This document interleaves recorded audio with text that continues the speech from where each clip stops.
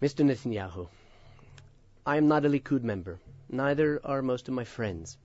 Over the past 20 years, we've given peace a chance with Yitzhak Rabin, stood firm in the face of terror with Ariel Sharon, and hoped for salvation from the Third Way, Yisrael B'Aliyah, the Center Party, and others.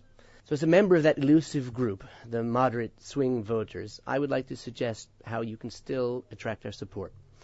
I have 4 main areas to suggest. Number 1, bring the Likud back to the center. Focus on mainstream Likud voters and others in the middle of the political spectrum.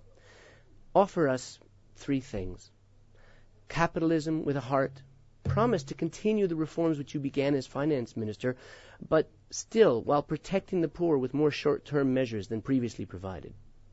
2, give us concrete proposals on social issues. Float a few centrist solutions like universal national service, civil marriage arrangements, and Shabbat agreements allowing places of entertainment to remain open while commerce is restricted, to bridge the religious and secular divide.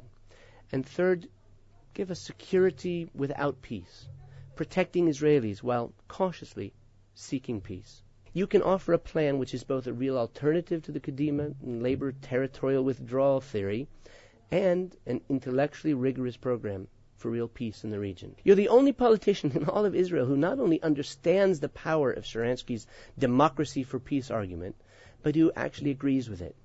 Declare your agreement to the establishment of a Palestinian state, however grudging your acceptance of it, but insist that that entity be truly free and democratic. Obviously, you should declare your intention to have no truck with and no relations with Hamas until and unless they lay down their arms, change their charter, and the like. Your phrase, they give, they get, still rings true. 4thly, insistence on a cessation of the vicious anti-Semitic attacks on Jews, Israel, and Israeli leaders which permeate Arab society, starting with the Palestinian and Egyptian state media and education systems.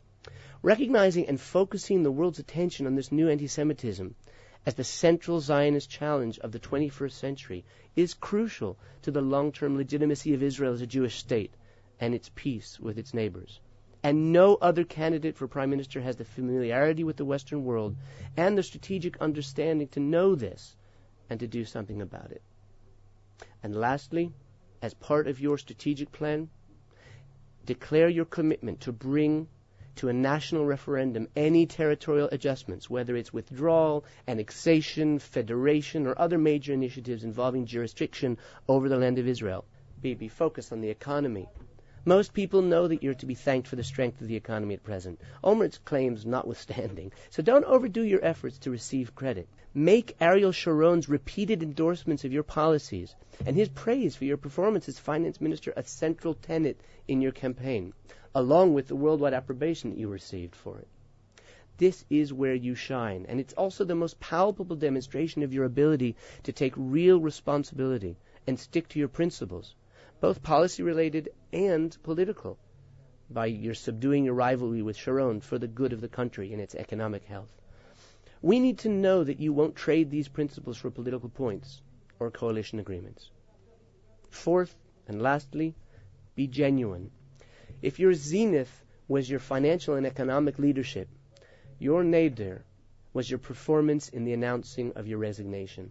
You now have 6 weeks to convince us that you've learned from your own and Ariel Sharon's mistakes.